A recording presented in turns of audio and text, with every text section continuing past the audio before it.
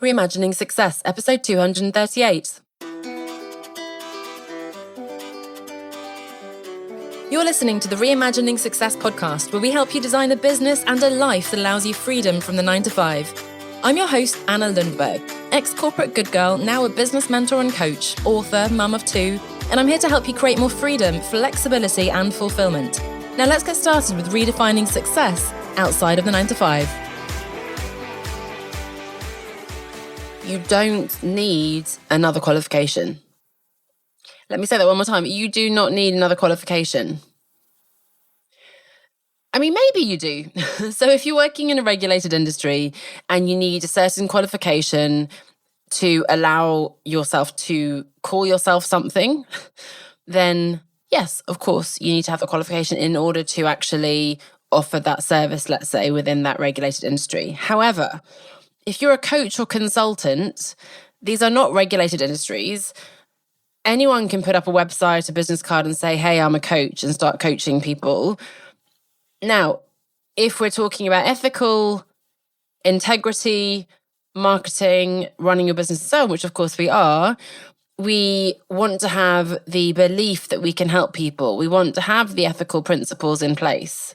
And on my coach training, we had a specific code of ethics that we learned. We want to be credible with our target.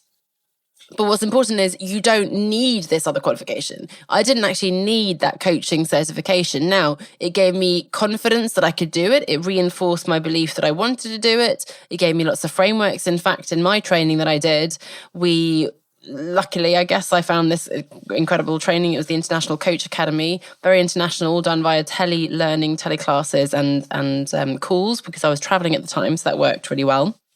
Very international. Then I developed my own coaching power tool framework. I wrote a research paper. And so, in no way do I regret doing it. And I always recommend that people do it. However, don't wait until you have that qualification. Within corporate, right, I'm now doing an organizational psychology micromasters because I find it fascinating, because I'm pivoting a little bit with my B2B work, and I want to, for a number of reasons, I want to have possibly a bit more credibility with my corporate clients. I want to be able to have topics that I can dig into that perhaps I wasn't so aware of in my individual work and so on, right? So look, I totally get it. I get why you want to sign up to another certification, get another qualification, get something more to put onto your CV, on your LinkedIn, to tell people and so on. You know me, if you've been following me for a while, I'm that good girl. I've got the academic background, top of my class, went to Oxford University. The tendency is always to want to be overqualified. Not to mention the fact, and I know some of you, in fact, probably all of you share this, I have this huge hunger for learning, value of lifelong learning. I will devour books. I'm learning Spanish again on Duolingo right now. I'm listening to podcasts. I'm signing up for courses willy-nilly. Hopefully not willy-nilly. I'm very intentional about it.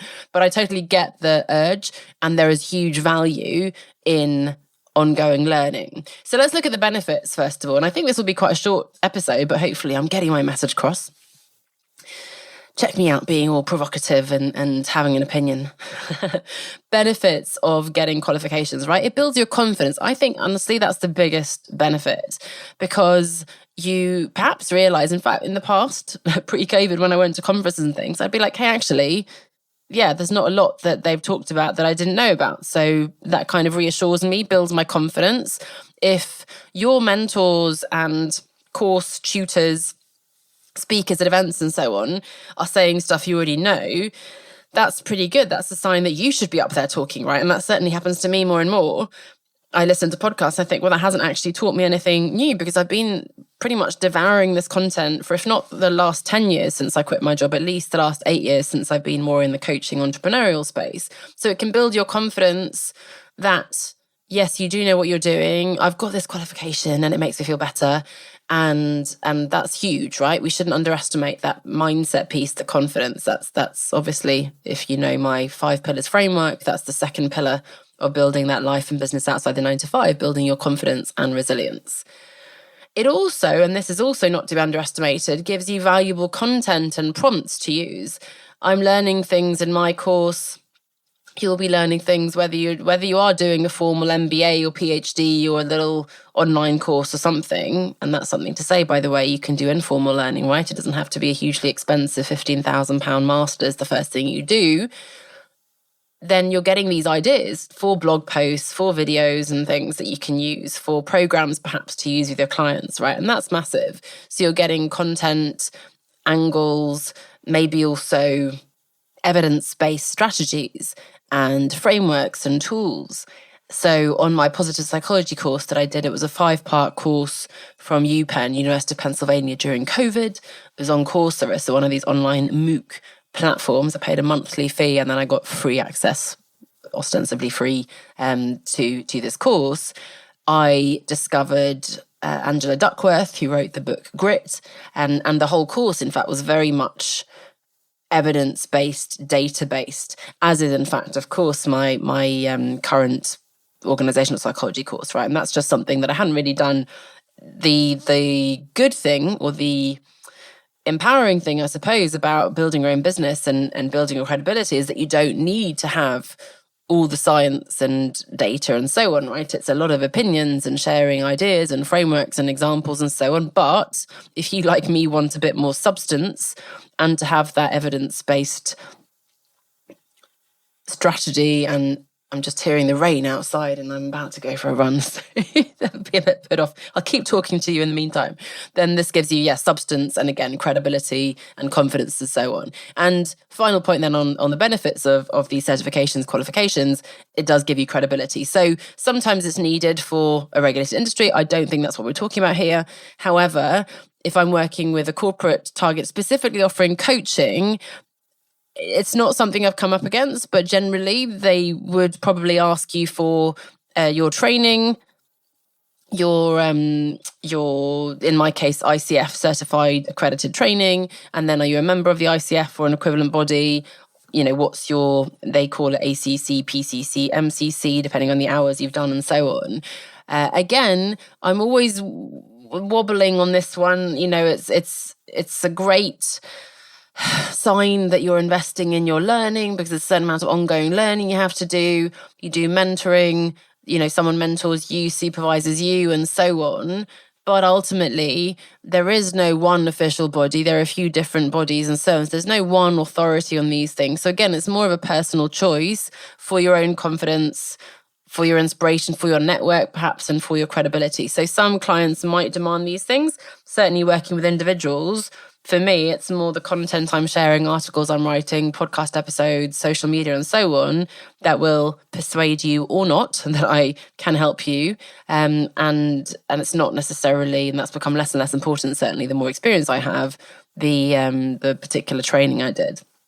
Funnily enough, one of the corporate gigs I do is doing, gigs sounds so sexy, doesn't it, as if I'm a musician or a comedian. I do these workshops for an agency, and I've worked with them for 7-8 years, I think, since 2016. And they just, for the first time, asked me to send my CPD log and fill in this form where I had to say, and I did ask them my maths and verbal level. So I had to put my GCSE results. So that, if you're not from UK based, that was from when I was 16. My IB, my International Baccalaureate from the equivalent of A-level when I was 18, and all my training and so on, which I found quite amusing because nobody has asked me that for a long time. In fact, they even asked me for my CV. I'm like, I'm really sorry. I've had my own business for 10 years. No CV. Here is a PDF of my LinkedIn profile. So those are the benefits: confidence, content, credibility. There you go, CCC for your certification qualification. However, the reason why I'm saying, and the reason why I'm arguing against this next qualification for you, is that it can be, and I often see that it is, a form of procrastination. Oh, if I just get this one more training, whether it's form or infirm, I just need this one more certification, then I'll be confident to X, Y, Z. And it's not true. I hate to break it to you. You're not going to suddenly become magically more confident and assertive and capable from this course, right? You will learn interesting things. You will have that extra thing you can put in your LinkedIn profile. But if you're finding that this is distracting you from getting on with it, then that's actually a negative. There's an opportunity cost of things that you could be doing, and instead you're spending your time on this. Speaking of cost, there is a cost to doing these courses. The positive psychology course I did during COVID, I had the optimistic idea that it would be a couple of months. I was paying that monthly fee. I hesitate to know. In fact, I don't remember, luckily, but I spent a lot of months and a lot more money than I'd wanted because of babies and COVID and work and so on, right? It took me much longer than I thought it would. So yes, of course, investing in your ongoing professional development is so important and something I value and will always do. But not when you're struggling to pay the bills as it is. Then you really need to be focusing on getting those clients or getting that job, actually, getting the income. And I talked about procrastination. If it's distracting you from doing the actual important but probably scary stuff, which you should be doing, I always hesitate to use the word should, but you should be talking to people about what you do, being more visible, online or offline, inviting people to work with you. And it's just easier for those of us who love learning, the academics, the good girls and boys among us, to do another course where we'll get a good grade. I've already got past my first module of this course that I'm doing, and woohoo, I'm so good, look at me, gold star. Great. Has that made any difference to my business? No. I made, I think, one post on LinkedIn about it. I like to share with people who care that I'm doing this course. And I think it's a great thing that I'm doing. But the last couple of weeks, in fact, I've had to deprioritize. I've chosen to deprioritize it because I'm busy in my business. So don't let it be a form of procrastination. Don't invest in it when you're struggling as it is. And don't let it distract you from the stuff that you really want to do. You know, I'm a fan of time blocking, if you know me at all. Did a workshop on this a few weeks ago, months ago, maybe by now. And, blocking time on your calendar to make sure that if you are going to do that course, whatever it is, it's only 1 hour, 2 hours, whatever, and you still have time for the other things you need to do, lead generation and nurture and marketing and content creation and actually delivering the service to your clients and so on. So a couple of things. So I've already given you one tip there. One is to block time for these things. Another is to block a budget allocation, to assign a bucket, as it were, for your training. I've just done this with my accountant. So I just said, we had a certain amount per month, but I do have my eye on not certifications or qualifications, but a couple of mentors I'd like to work with, as I up level now to a different stage of my business.